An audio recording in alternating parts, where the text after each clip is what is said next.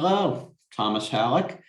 I would like to talk today about how to write a place-based literary essay. I'm going to break it down into 6 easy steps, 6 maybe not so easy steps. This comes from Mound and Indianness, which is in my book, A Road Course in Early American Literature, the first chapter. Step 1. Explore your place. There's 6 steps.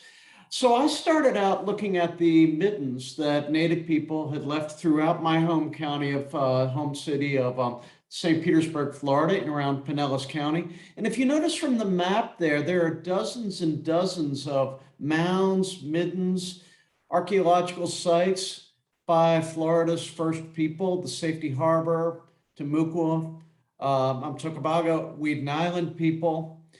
And we could choose any number of those places, and you really have to find which one is yours. I was particularly drawn to a mound that is located in an area, the lower part of the peninsula known as Princess Mound.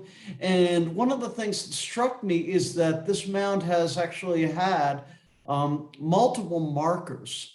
And what got to me is the way in which people were marking sites. They were throwing up signs willy-nilly, attaching whatever story they could find to that particular marker. And that's what led me to this connection. How do we narrate the physical place? So step 1 is to explore your place. Step 2, you narrow down and find the place that says what you want to say.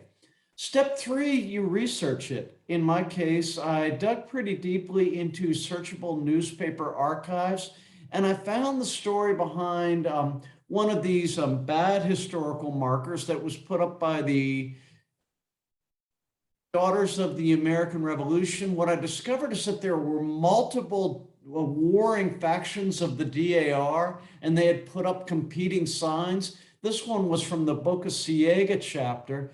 And I found the story of Lena Blomstrom, who in 1966 had the marker unveiled.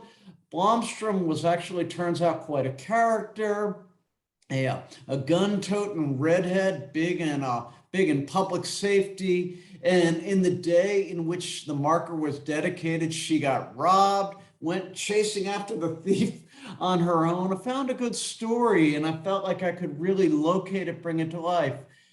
Again, that was digging into the archives, researching your place. Step 4 is getting into some close reading. Really digging into some narrative, into some text. Now, the place and the literary text don't always line up perfectly. They don't always intermesh.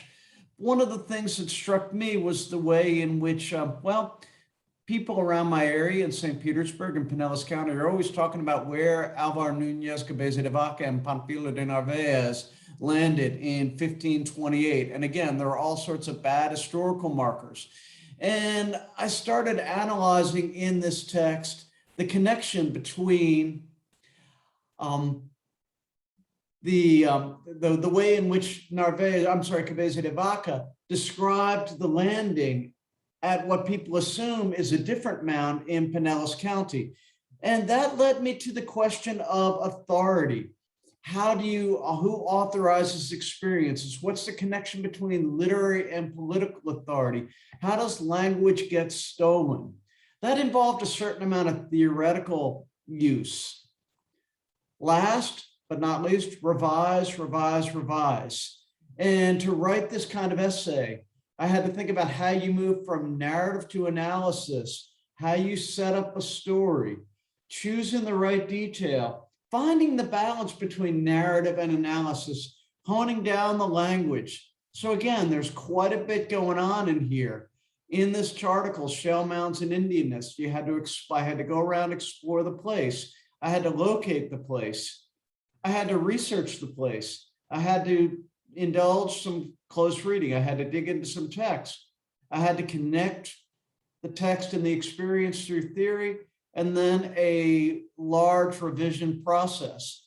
These kinds of essays come very slowly. They seem as if they're kind of off the cuff, as if they're personal, but they're not. They take a lot of work, but I think they're very much worth it. Thank you very much. Go to roadcourse.us, Shale Mounds and Indianness to read the example. Bye-bye.